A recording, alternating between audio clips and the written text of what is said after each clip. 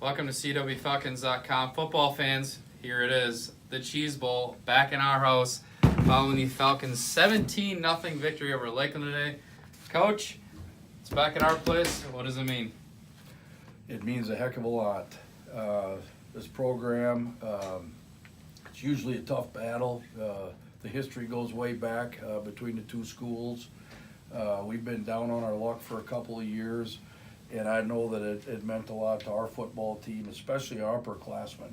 They've been through some rough times. They've stuck it out, and I know that I don't know if there's a group of men more deserving of this trophy than our seniors. You could tell it meant a lot to the senior class. You got the ice bath after the game, the immediate rush down to pick up the trophy and the celebration.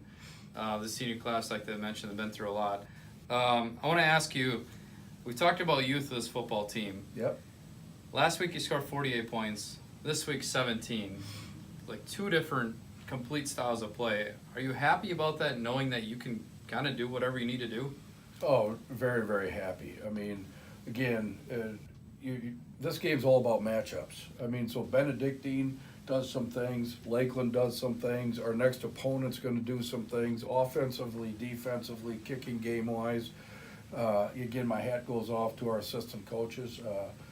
As a staff, yeah, you got to put a game plan in place that's going to allow the kids to be successful. And last week, we lit up the scoreboard, all right? This week, we shut the scoreboard down, so to speak. And so, yeah, with the youth of the football team and their ability to win games different ways, I'm so excited. I'm so happy for those guys.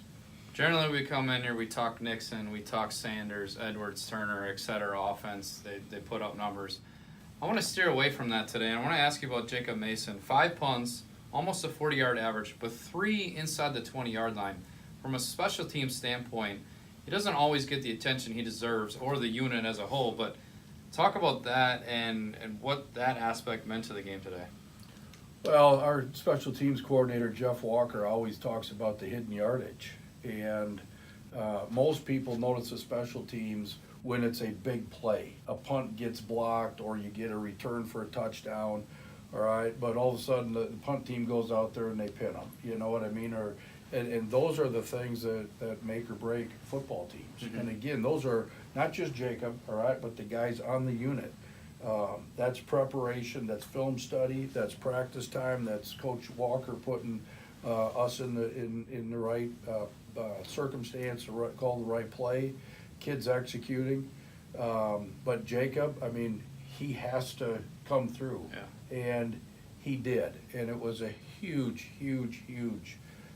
reason for the win today. Special teams, give them a little bit of love. We can't not talk about defense and spread the love a little bit more. First shutout since 2012 for you guys. First shutout of Lakeland since 2000. Dunlap had 17 tackles, 5 pass breakups, 4 fumble recoveries. I can't imagine you're nothing but pleased with hearing some of that stuff. Very pleased. The defensive staff, led by Adam Walker, did a great job of challenging the guys after our previous game. We had some things that we had to clean up. And again, this Lakeland presented some different issues than the week before, but we had to clean up stuff from the previous week and prepare for a very good football team.